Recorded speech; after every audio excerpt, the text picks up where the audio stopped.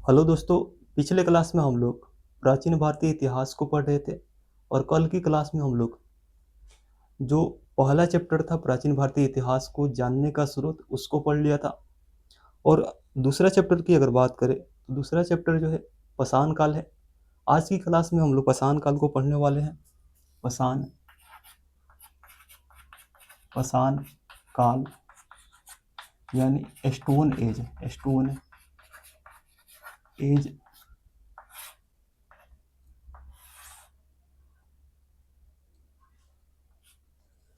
तो पाषाण काल की अगर बात करें तो मानव उत्पत्ति से लेकर उत्पत्ति से लेकर 3000 ईस्वी तक के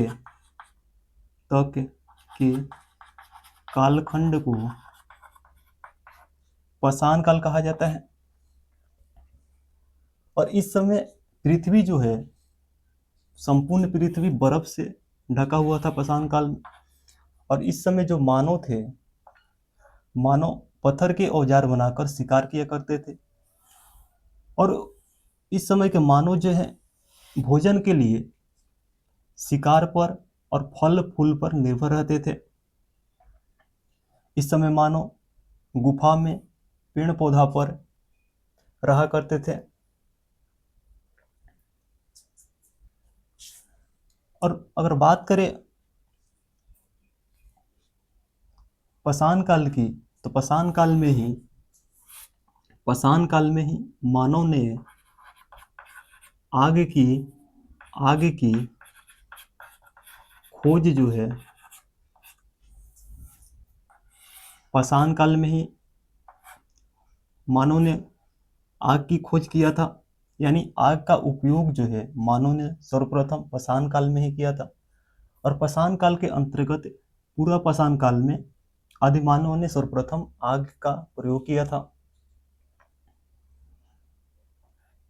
अगर बात करें पाषाण काल की तो पाषाण कालीन सबसे ज्यादा अवशेष जो है पाषाण कालीन सबसे ज्यादा अवशेष की अगर बात करें तो पाषाण कालीन सबसे ज्यादा अवशेष जो है सोहन नदी घाटी से मिला है, जिस कारण सोहन नदी घाटी सभ्यता के भी नाम से भी जाना जाता है इसे। वहीं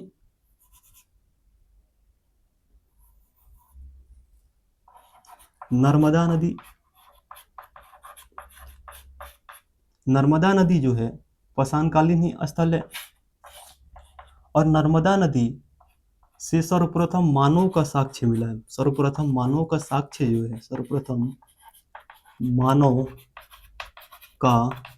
साक्ष्य जो है नर्मदा नदी घाटी से ही मिला है।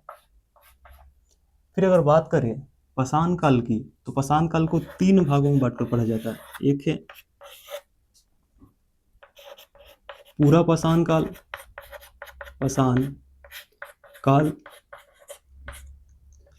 तो पूरा पाषाण काल जो है मानव उत्पत्ति से लेकर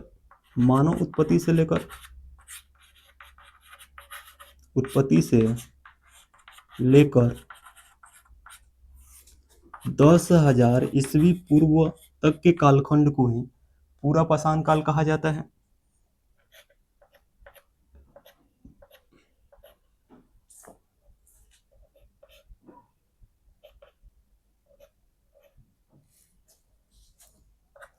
और पूरा पाषाण काल को 3 भागों में बांटकर पढ़ा जाता है। एक है पूरा पाषाण काल को 3 भागों में बांटकर पढ़ा जाता है। पहला है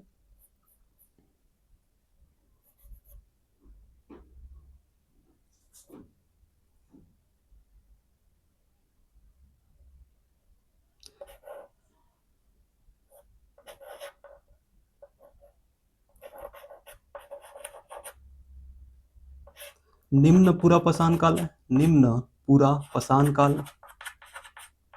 दूसरा है मध्य पूरा पाषाण काल। और तीसरा है उच्च पूरा पाषाण काल। निम्न पूरा पाषाण काल को सल्क गैंडोस संस्कृति के नाम से भी जाना जाता है।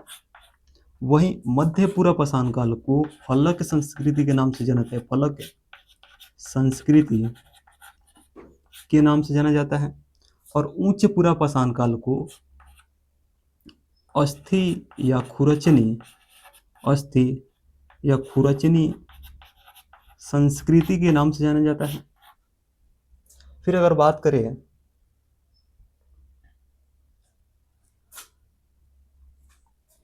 तो दूसरा है मध्य पाषाण काल। मध्य पाषाण काल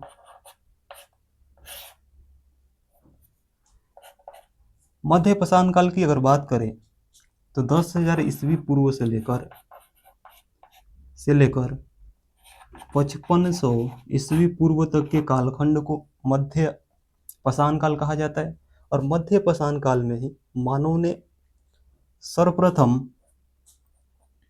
कुत्ता को पालतू पशु बनाया। सर्वप्रथम कुत्ता को पालतू पशु बनाया। अगर बात करें मध्य पाषाण कालीन स्थल की अगर बात करें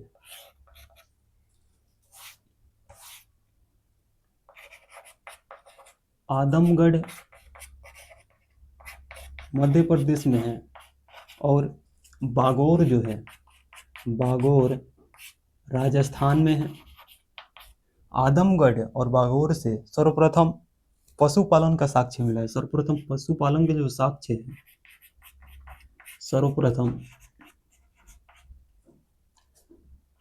सर्वप्रथम पशुपालन का साक्ष्य जो है पशुपालन का साक्ष्य जो है वह आदमगढ़ और बागौर से मिला है। आदमगढ़ और बागौर से ही सर्वप्रथम पशुपालन का साक्ष्य मिला है। और भी अगर मध्य पाषाण कालीन स्थल की बात करें तो एक है सराय नहर जो है उत्तर प्रदेश में ही है। और एक है महदहा भी जो है उत्तर प्रदेश में ही है। सराय नहर और महदहा से मानव के अस्थि पंजर का प्रमाण मिला है। मानव के अस्थि पंजर का प्रमाण जो है सराय नहर और महदहा से मिला है। और एक है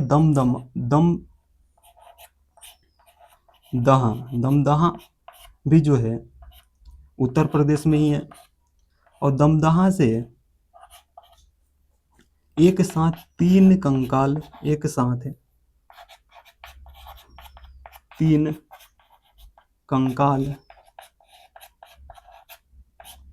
का साक्ष्य जो है दमदहा से मिला है। दमदहा जो है उत्तर प्रदेश में ही है।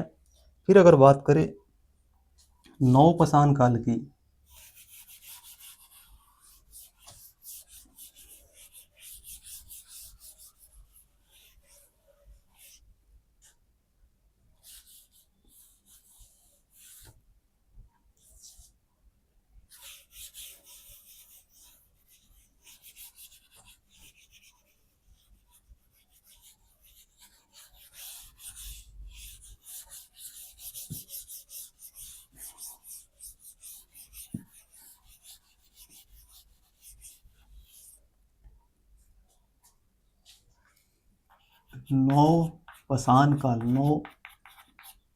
नवपाषाण काल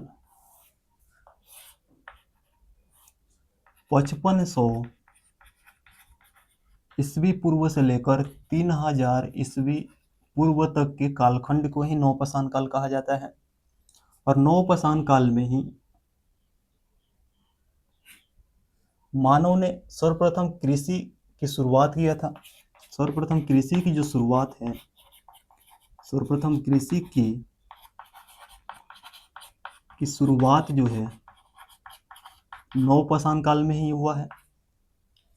और पहली बार कृषि का जो साक्ष्य है, पहली बार सर्वप्रथम कृषि का जो साक्ष्य है मेहरगढ़ से प्राप्त हुआ है। और मेहरगढ़ जो है पाकिस्तान के बलूचिस्तान में है, बलूचिस्तान में है। तो मेहरगढ़ में ही सुलेमान और किरथर की पहाड़ी में सर्वप्रथम फसल को उपजाया गया था। सुलेमान और किरथर की पहाड़ी में सर्वप्रथम फसल को उपजाया गया था। और मानव ने सर्वप्रथम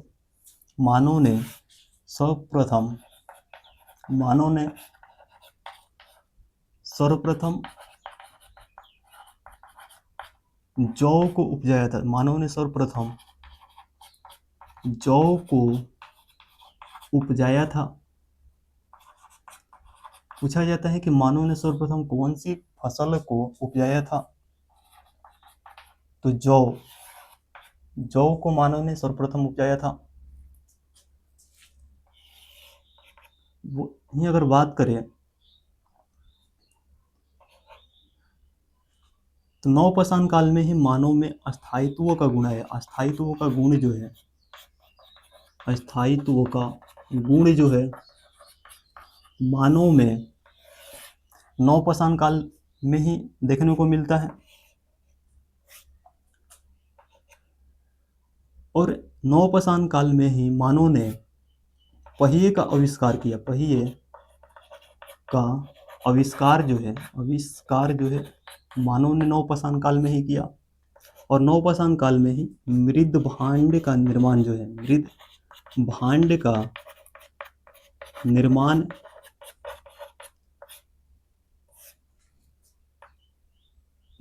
जो है मानव ने नवपाषाण काल में ही किया है।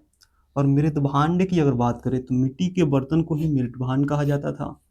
और मृद भांड का साक्ष्य जो है यानी इसका प्रमाण जो है जम्मू कश्मीर के गुफ कराल से इसका साक्ष्य मिला है मृद भांड का।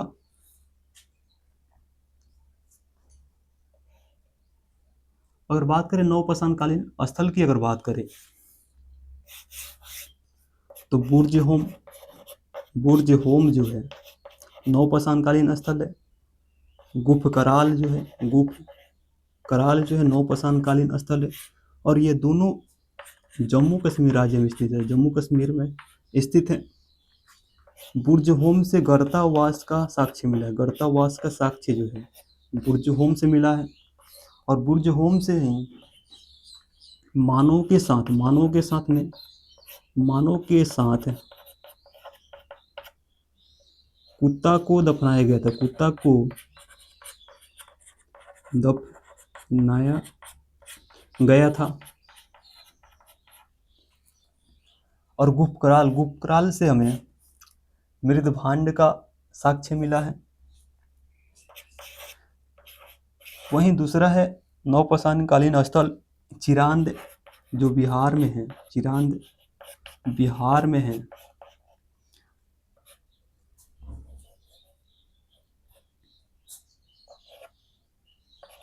चिरांद से हड्डी का औजार मिला है। हड्डी के औजार का जो साक्ष्य है चिरांद से मिला है। और चिरांद जो है बिहार में है। तीसरा है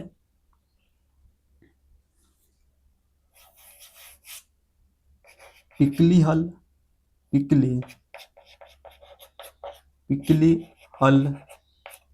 संगन कल्लू जो है दोनों कर्नाटक में है।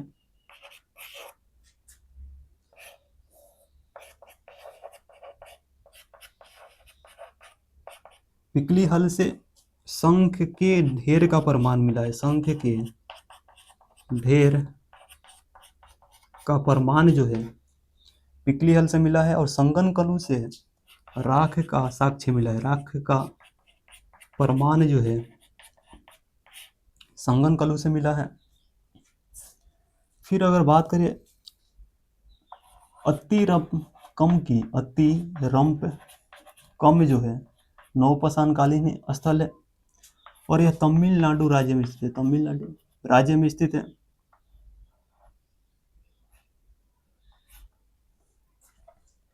और अतिरम्पकम से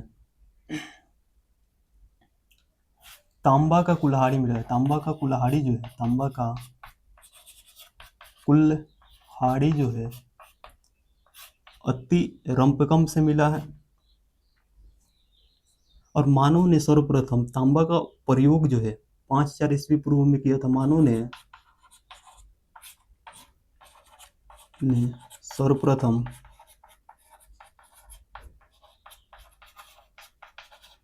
तांबा का प्रयोग 5000 ईस्वी पूर्व में किया था। फिर अगर बात करें मेहरगढ़ की, मेहरगढ़ जो है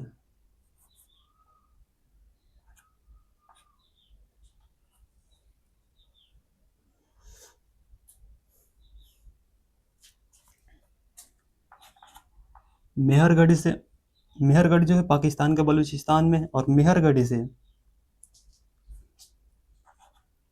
पाषाण काल से लेकर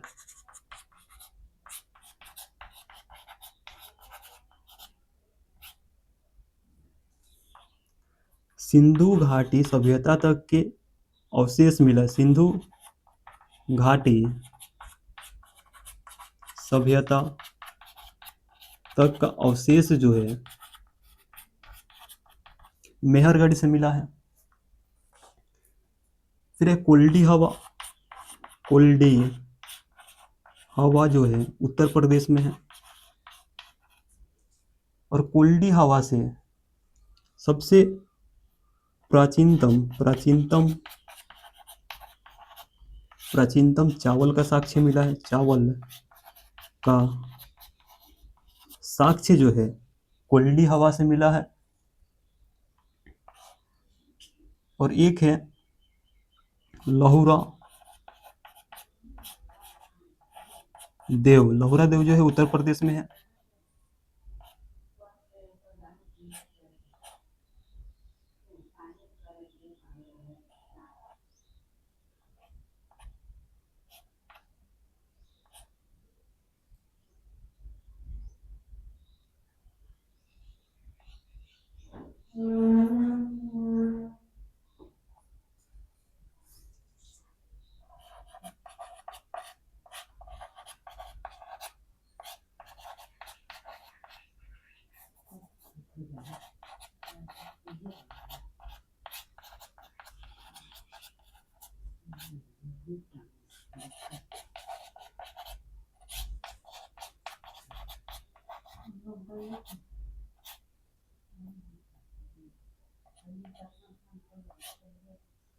लहुरा देव से नवीनतम आंकड़ा के अनुसार अगर देखें तो सबसे प्राचीन कोल्ली हवा से भी सबसे प्राचीन चावल का साक्ष्य जो है लहुरा देव से मिला है। फिर इसके बाद ताम्रपाषाणकालीन सभ्यता की अगर बात करें, ताम्रपाषाणकालीन सभ्यता की अगर बात करें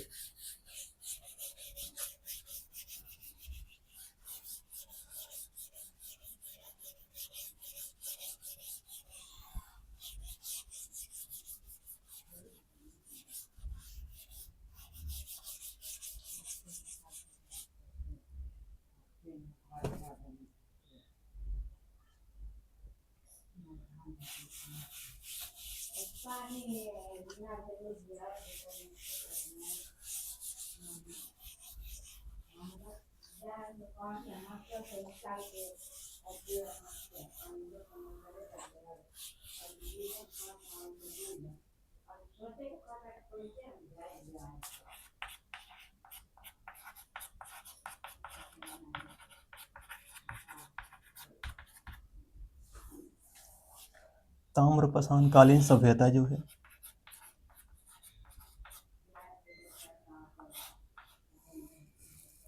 ताम्रकालीन सभ्यता का विकास जो है पाषाण काल के सबसे अंतिम समय में पाषाण काल के सबसे अंतिम समय, पाषाण काल के सबसे अंतिम समय में ताम्र पाषाणकालीन सभ्यता का विकास हुआ है। ताम्र पाषाणकालीन सभ्यता इसे इसलिए कहा जाता है क्योंकि इस समय तांबा का खोज जो है हुआ था, और तांबा के खोज होने के कारण इस समय औद्योगिकरण की शुरुआत हुई थी।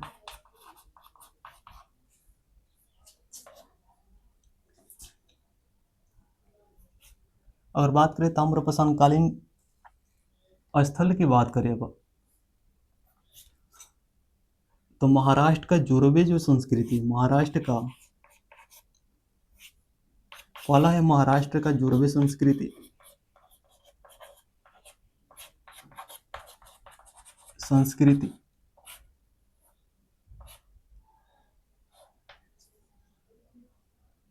ताम्रपाषाणकालीन सभ्यता जो है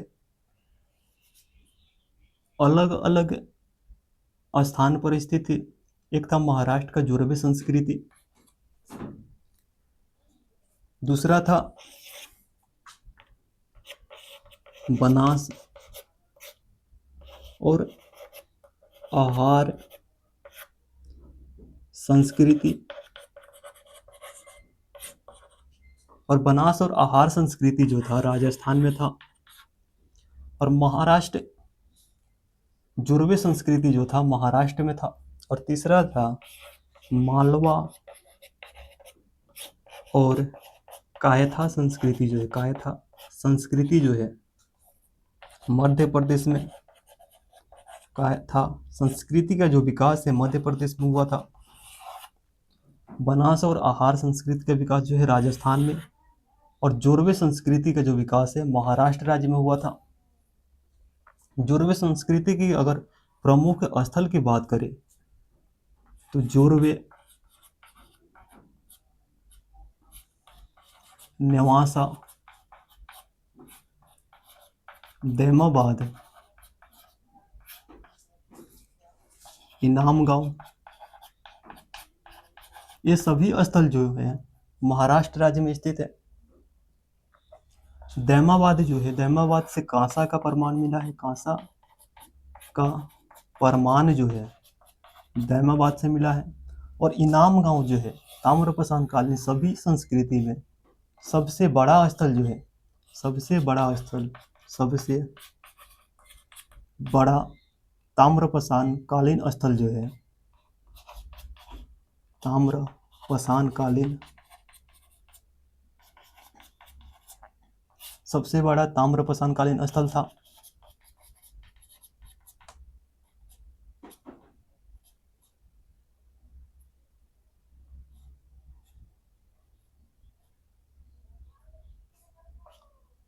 और इनाम गांव जो है, यहाँ पर गहरी खाई देखने को मिलती है, गहरी खाई जो है इनाम गांव में देखने को मिलती है।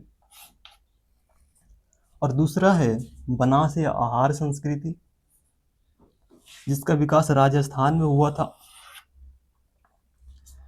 और इसके प्रमुख स्थल की अगर बात करें तो इसके प्रमुख स्थल जो है बनास था, आहार था, बलाथल,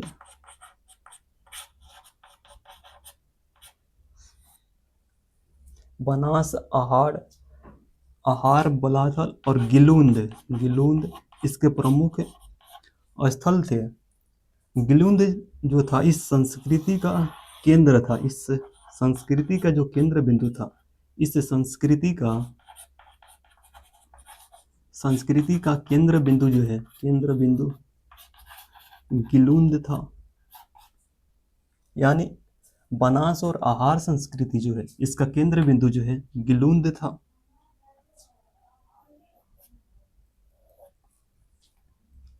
और बनास संस्कृति को ही ताम्रवती संस्कृति भी कहा जाता है, ताम्रवती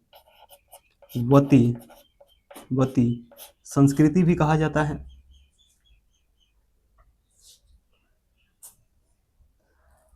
और तीसरा है मालवा या कायथा संस्कृति, जो मध्य प्रदेश राज्य में है। तो यह था हम लोगों का दूसरा चैप्टर प्राचीन भारतीय इतिहास का। कल की क्लास में हम लोग सिंधु घाटी सभ्यता या हड़प्पा सभ्यता को देखेंगे, जो प्राचीन भारत के इतिहास का तीसरा चैप्टर है। तो चलिए मिलते हैं कल की क्लास में। जय हिंद दोस्तों।